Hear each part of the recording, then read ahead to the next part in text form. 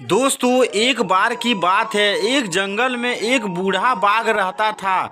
बुढ़ापे के कारण उसका शरीर जवाब देने लगा था। उसके दांत और पंजे कमजोर हो गए थे।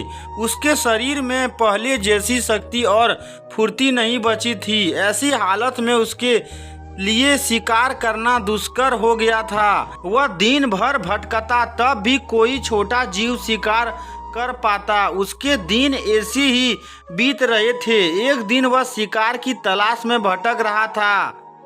पूरा दिन निकल जाने के बाद भी उसके हाथ कोई शिकार न लगा। चलते चलते वह एक नदी के पास पहुंचा और पानी पीकर सुस्ताने के लिए वहीं बैठ गया।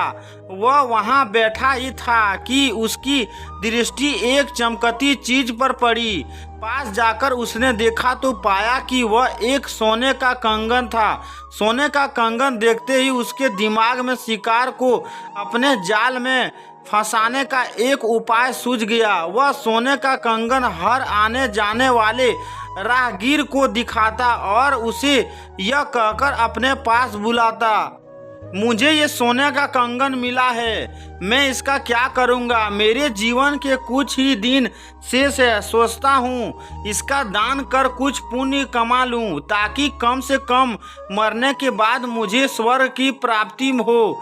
मेरे पास आओ और ये कंगन ले लो। बाघ जैसे खतरनाक जानवर का भला कौन विश्वास करता। कोई उसके पास नहीं आया और दूर से ही भाग खड़ा हुआ। बहुत देर हो गई और कोई सोने का कंगन के लालच में उसके पास नहीं आया। बाघ को लगने लगा कि उसका उपाय काम नहीं करने वाला है। तभी नदी के दूसरे किनारे पर उसे एक राहगीर दिखाई पड़ा। बाघ सोने का कंगन हिलाते हुए जोर से चिल्लाया, महानुभाव, मैं ये सोने का कंगन दान कर रहा हूँ। क्या आप इसे लेकर पुण्य प्राप्ति में मेरी सहायता करोगे? बाघ की बात सुनकर राहगीर ठिठक गया। सोने के कंगन की चमक में उसका मन लालच से भर उठा, किंतु उसे बाघ का भी डर था। वह बोला, तुम एक खतरनाक जीव हो, मैं तुम्हारा विश्वास कैसे करूं? तुम मुझे मारकर खा गए तो?